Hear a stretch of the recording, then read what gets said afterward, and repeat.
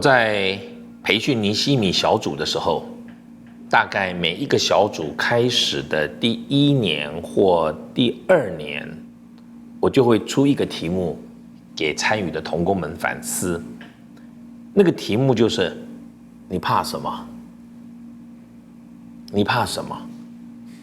而且当我给这个题目的时候呢，我不是给他们5分钟、10分钟在我们集合的地方写，或者半个小时、1个小时。这个题目是一个很大的题目，我通常都是吃饱饭以后宣布有这个作业，今天晚上没有聚会，你可以回到房间或在任何地方，你可以思想这个题目，最少要想2个小时以上，给他们过夜想这个题目。当然我问他们你怕什么的时候，指的不是怕那些看得见的，虽然我们真的都很怕某些东西，对不对？有的人看到蚂蚁在那里爬一堆的蚂蚁，他就有恐惧；有的人怕蟑螂，有的人怕老鼠，多数人怕蛇，还有很多人怕一些奇怪的东西。我是指我们怕什么？做了传道人，我们还怕什么？我是指我们怕失去什么，或者我们怕遭遇什么？年轻的传道碰到这种题目都不太想的。他觉得我赤胆忠心，我一心为主，我都奉献给上帝了，什么都不怕。所以呢，他进到教会里面，难怪就对着长执会呢，他就敢跟他们吵起来。他觉得我是对的，你们不懂，这个有神学问题，这个有制度问题啊，这个有很多很多，而且你们不懂的。20几岁、30几岁这种传道人很多。我常常为了我们学校毕业的学生进到教会去之后非常的头痛。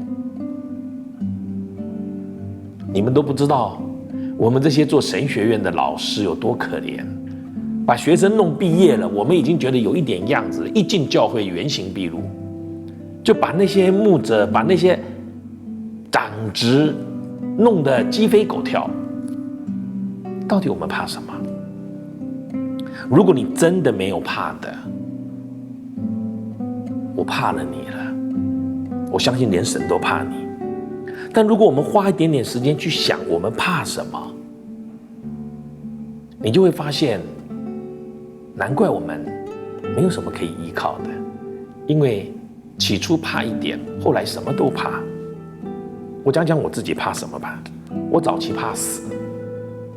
其实离世与主同在是好的无比的，这个我们也知道。我们怎么会怕死呢？死不就解脱了吗？死不就到上帝那里去了吗？我因为年轻就做传道，我30岁左右就做传道，然后我就生了儿子，有女儿，还有我的妻子。我忠心的服侍，我真是很摆上。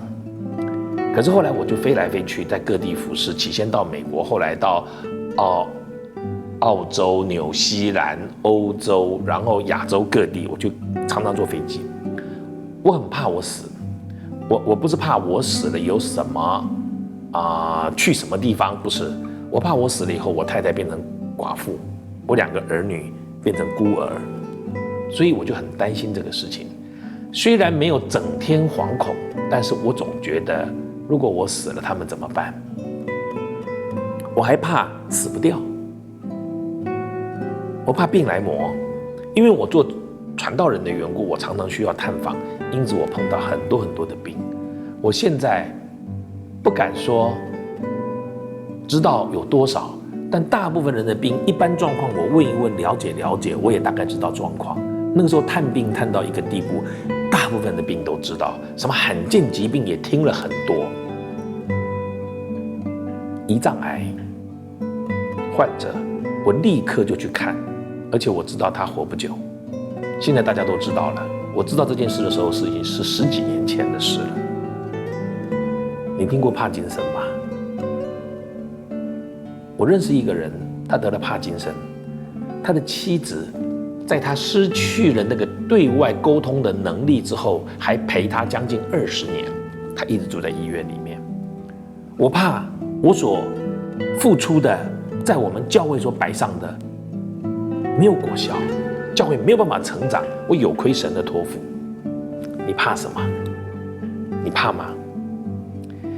亲爱的同工，怕是一定要面对的，你找神来面对，跟神谈，你不找神面对，魔鬼就会来挑衅你，魔鬼会用这个来压制你，魔鬼会用这个来恐吓你。在我怕死的这件事情上面，有一次我跟神谈了很久，有一天神突然告诉我说，生命不是掌握在我的手中吗？我说我当然知道啊。他说你觉得我下决定怎么下的？那你都是100%对啊。那既然我对，如果我让你先到我这里来，你觉得我事后照顾秋华跟照顾你2个孩子，会不会比你在的时候照顾得更好？我不知道你听不听得懂。从那个时候开始，我到现在我没有担心过我会死，死了是神的恩典。至于我的妻子、我的儿女，神难道不会照顾得比我更好吗？如果你不面对你所害怕的，你可能会遭遇到撒旦的攻击。